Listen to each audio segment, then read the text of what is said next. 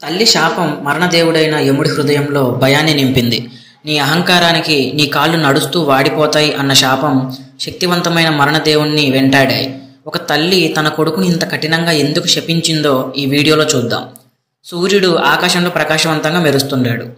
అతని కాంతి చాలా బలంగా ఉంటుంది కాబట్టి ఆయన భార్య సంజన కూడా ఆయన వైపు చూడలేకపోయింది.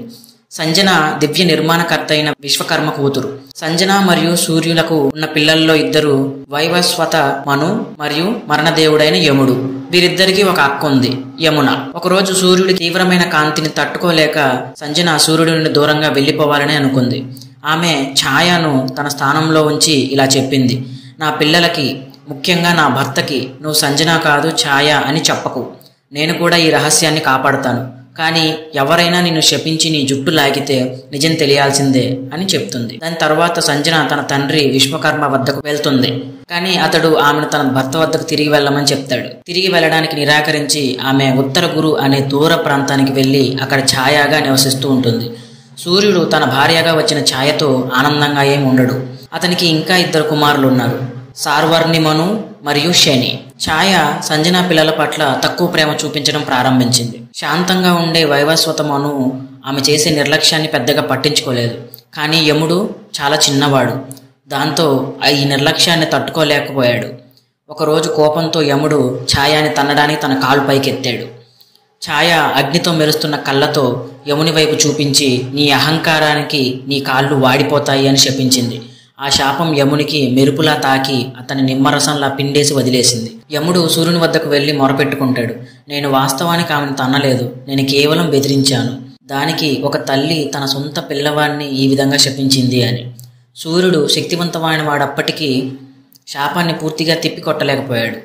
అతను చెప్పాడు, నీ కాళ్ళు పూర్తిగా పడిపోవు, కానీ నీ కాళ్ళ నుండి కొంత మాంసం పడిపోతుంది మరియు క్రిములతో కుళ్ళిపోతుంది. ఇది నీకు శాపం నుండి విముక్తిని కలిగిస్తుంది అని అంటాడు. సూర్యుడు ఛాయను ఎదుర్కొని నిజం చెప్పమని అడుగుతాడు. ఆమె మౌనంగా ఉన్నప్పుడు ఆమె జుట్టును పట్టుకొని అడుగుతాడు. ఛాయ ఇప్పుడు అన్ని నిజాలు వెల్లడించి తన అసలు స్వరూపాన్ని చూపిస్తుంది. సూర్యుడు కోపంతో విశ్వకర్మ ఇంటికి వెళ్తాడు. విశ్వకర్మ అతనిని శాంతపరచాలని ప్రయత్నిస్తాడు. ఇది అంతా సూర్యదేవ, మీకున్న తీవ్రమైన కాంతి శక్తి కారణంగానే జరిగింది.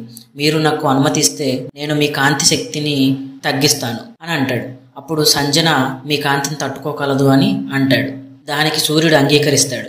విశ్వకర్మ సూర్యుని శక్తిని తగ్గిస్తాడు.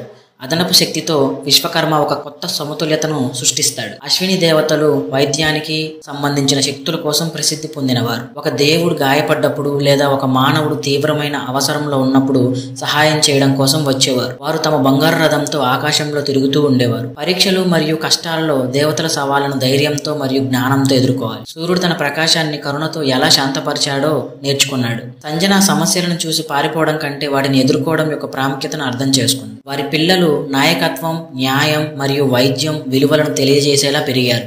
చివరగా సూర్యుని కాంతి కేవలం ఒక అగ్నితో తాపంగా కాకుండా ఒక ప్రేమగల హృదయంతో కూడా ప్రకాశించింది.